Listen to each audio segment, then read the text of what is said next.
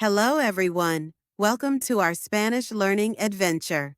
Today, we're diving deep into the fascinating world of Spanish questions.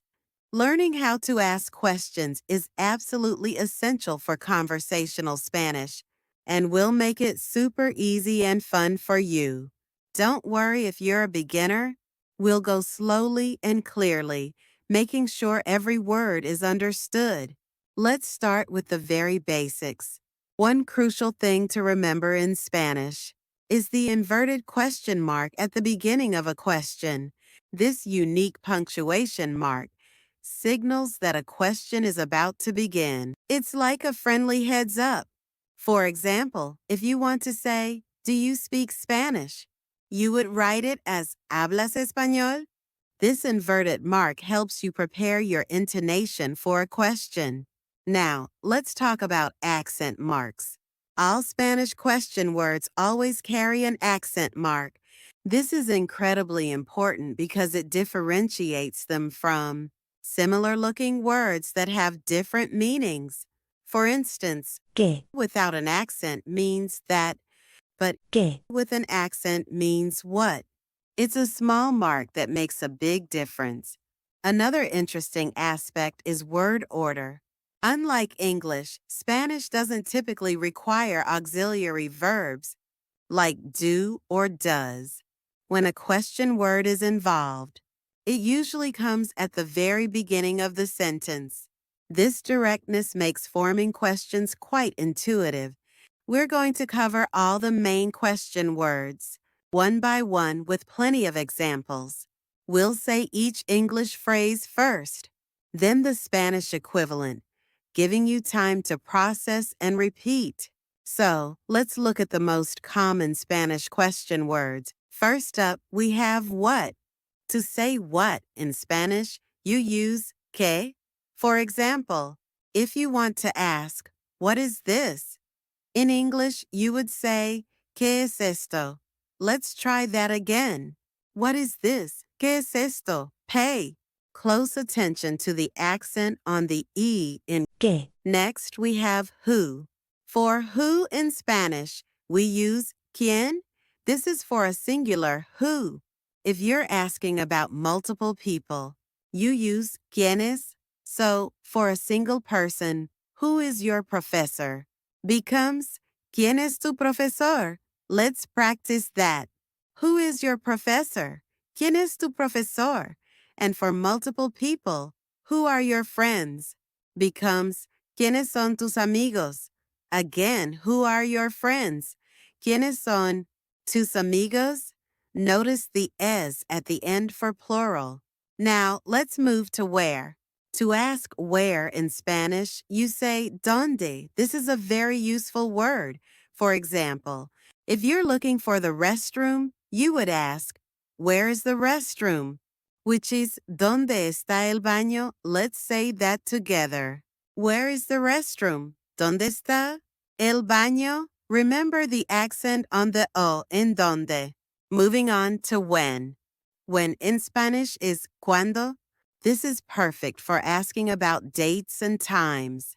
If you want to ask, "When is your birthday?" you would say, "¿Cuándo es tu cumpleaños?" Let's try that. When is your birthday? ¿Cuándo es tu cumpleaños? That accent on the A is key. Next, we have why. The Spanish word for why is ¿por qué? This is a common one. If you want to ask someone, "Why do you study Spanish?" you would say, ¿Por qué estudias español? Repeat after me. Why do you study Spanish? ¿Por qué estudias español? Remember? por And que, are two separate words here. How about how?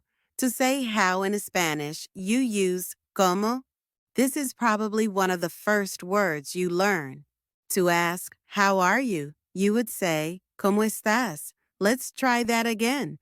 How are you? ¿Cómo estás? Notice the accent mark over the first O.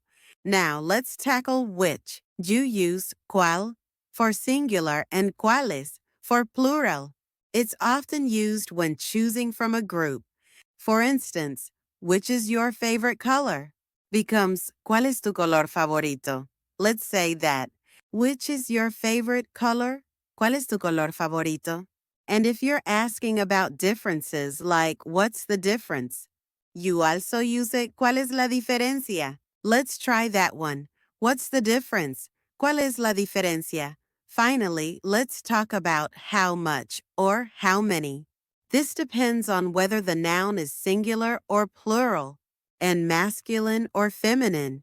We have 4 forms: cuánto, masculine singular; cuánta, feminine; singular, cuántos, masculine plural; and cuántas, feminine plural. For example, how much does it cost? Which is singular and masculine, becomes ¿cuánto cuesta? Let's practice. How much does it cost? ¿Cuánto cuesta? And for how many siblings do you have? It becomes ¿cuántos hermanos tienes? Try that. How many siblings do you have? ¿Cuántos hermanos tienes? Remember the accents on all these forms of cuánto. Now that we've covered the main question words, let's explore how to form Spanish questions in general. One simple way, as we've seen, is by using an interrogative word. Another way, which is super easy, is just by changing your intonation. You can take a regular statement and turn it into a question just by raising your voice at the end. For example, the statement "You speak Spanish" is "Tú hablas español." To turn it into a question, you just add the inverted question marks and raise your voice. ¿Hablas español? It's that simple. While less common, you can also form questions by inverting the subject and verb. For example, instead of ¿hablas español?, you might hear ¿hablas tú español? This is more formal. Now let's look at how question words can team up with prepositions. To ask even more specific questions, prepositions like a, de, and con. can dramatically change the meaning. For example, if you want to ask where to, you combine a and dónde to get ¿a dónde? So, where are you going? Becomes ¿a dónde vas? Let's try that. Where are you going? ¿A dónde vas? Or, if you want to ask where from, you use ¿De and dónde? to get de dónde. So, where are you from? Becomes ¿de dónde eres? Try repeating that. Where are you from? ¿De dónde eres? And if you want to ask with whom, you combine con and quién to get con quién. So, with whom are you going to the movies? Becomes ¿con quién vas al cine? Let's practice. With whom are you going to the movies? ¿Con quién vas al cine? These combinations are super useful. One final but very important point about answering questions, especially negative ones. In Spanish, if you're answering a negative question with a negative answer, you often use no twice. The first no answers the question, and the second no acts like the English not. For example, if someone asks, "Does Julia study at home?" ¿Estudia Julia en casa? And the answer is no, she doesn't study at home. You would say, "No, no estudia en casa." Let's try that. Does Julia study at home? ¿Estudia Julia en casa? No, she doesn't study at home. No, no estudia en casa. It might seem unusual at first, but it makes perfect sense. Remember, mastering these question words and structures is a huge step in becoming fluent in Spanish. Don't be afraid to make mistakes. That's part of the learning process. Practice makes perfect. Keep practicing these phrases. Every little bit of practice helps you get closer to your goal. So, to recap, remember the inverted question. Mark the accent marks on question words and practice using all the different question words. You're doing an amazing job. Keep up the fantastic work. You've now learned how to ask essential questions in Spanish, which is a giant leap forward. Don't forget that consistency is key. Try to practice these every day. Imagine all the new conversations you'll be able to have. Learning. Spanish is a journey. We're so proud of your dedication and effort. Keep pushing forward. Now, for a quick example. To solidify what we've learned today, let's take a simple sentence like, she reads a book. In Spanish, that's Ella lee un libro. now, if we want to turn this into a question using one of our new question words like, what does she read? We would say, ¿Qué lee ella? Notice how que comes first. Let's try another one. Where does she read the book? ¿Dónde lee ella? El libro. See how the question word ¿Dónde? leads the sentence? You're doing great. Keep practicing these structures, and they will become second nature.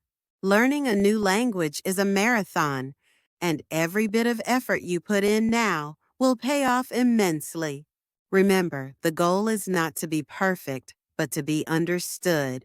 And you are well on your way. Thank you for joining today's lesson on Spanish questions. We hope you found it helpful and insightful. Remember, if you have any questions or comments, please leave them below. We love hearing from you and helping you on your language journey. If you enjoyed this video and found it useful, please give us a big thumbs up. Share it with your friends, and don't forget to subscribe to our channel for more exciting Spanish lessons. Also, hit that notification bell so you don't miss any of our new videos. Your support helps us create more valuable content for you. We appreciate each and every one of you. Keep practicing, keep learning, and we'll see you in the next video. Adios and hasta luego.